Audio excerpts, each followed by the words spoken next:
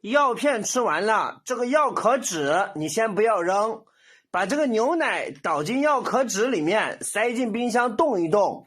作用竟然这么大。那么怎么把这个牛奶倒进去有什么用呢？一起来看。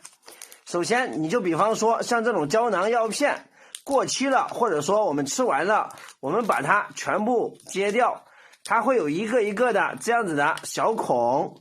我们就把牛奶倒到这个小孔里面，像这样子，把这上面的锡箔纸全部给它揭掉，之后让这个小洞宽敞一点，把牛奶倒到这个里面。倒进去之前，我们先找几根这样子的牙签，把这个牙签剪断，像这样子我们多找几根牙签，把它从这个位置给它剪断，剪成一小段一小段的。剪完了之后，我们把这个牛奶给它倒到这个缝隙上面，不要倒得太满，也不要倒得太少，像这样子，给它薄薄的倒上一层。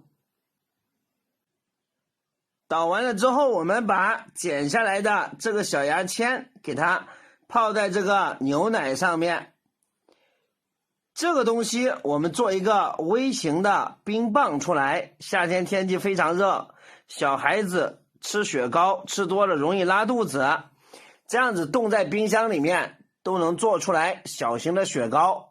非常好啊，也不会容易吃多。分享给你，冻在冰箱里面冻成冰块以后口感会更好，一起学习啊。